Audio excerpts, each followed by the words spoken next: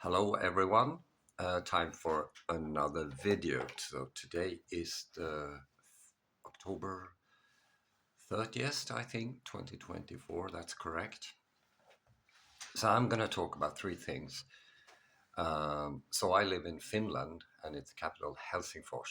That's a Swedish original name. And I emphasize that because I'm going to talk a little bit about language and communication. Okay. So during this month, I have launched a number of courses here in Helsingfors, which is, of course, always possible to arrange anywhere else. But I need a group of people, and the cost will include travel and mm, accommodation, hotel, and stuff like that. So the first course I uh, offered is nutrition psychology, and I aim at just ordinary people who wants to improve their health.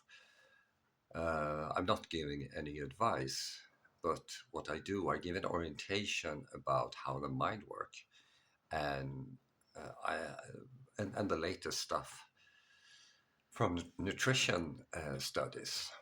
And what I do also, I have a pedagogic approach. So um, I inform the participants about the meaning of studies that had been conducted with different methods. This is very important. I'm also actually on my way to publish a formal paper on that. Second course, a few days, originates from my dissertation. I can't remember. I can have mentioned it in a previous TikTok here.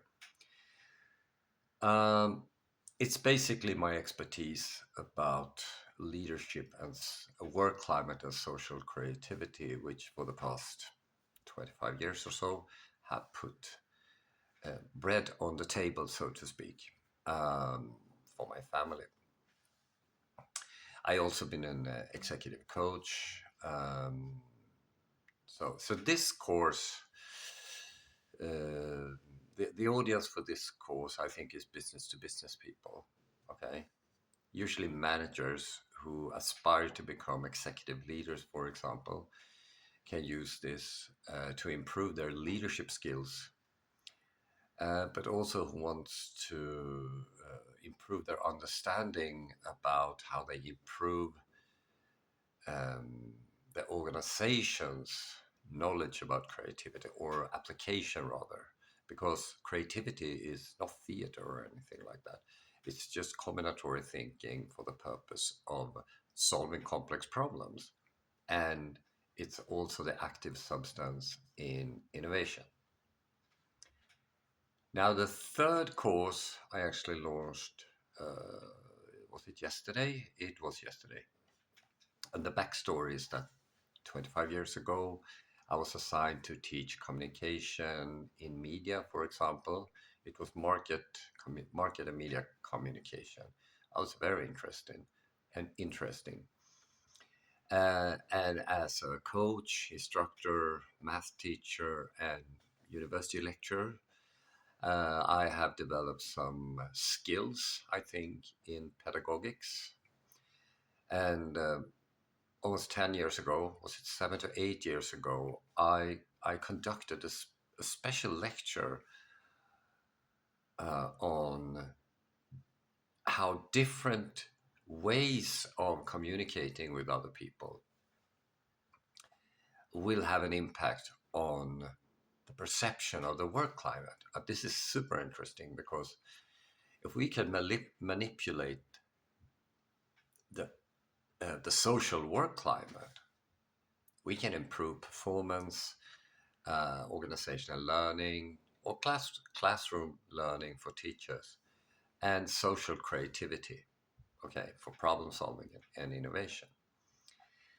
So this course is also business to business, so to speak, because it's a kind of audience. I urge people to, because the work climate is deteriorating in Finland and probably elsewhere. And by improving work climate, revenues will go up and costs will go down. It's everybody understands that. And one means of doing that is to improve communication.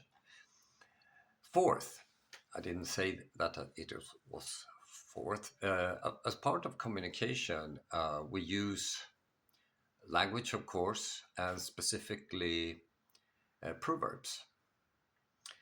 Um, and we also use other things too. We try to use symbolic and abstract propositions, of course, but proverbs have historically been a tool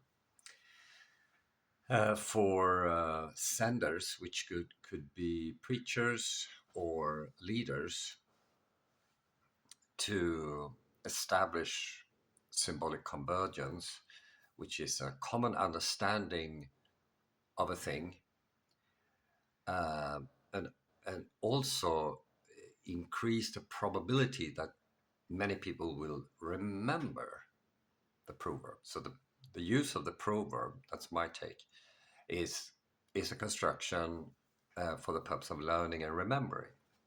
And therefore we know a lot of proverbs, and just because of that, and in this situation, I can't come up with anyone. So I wrote a piece about that on my blog because in a couple of weeks I'm on the board of a literature foundation. Um, is it foundation? It's a non-profit organization where we organize authors. It could be novels, non-fiction, poets, and stuff like that. And we have a journal called Manus. Now we're going to have something called the Book Kalaset, the book party in the outskirts of Helsingfors called Ekenäs in a couple of days. And we're going to talk about proverbs. So I think proverbs is an important tool in communication.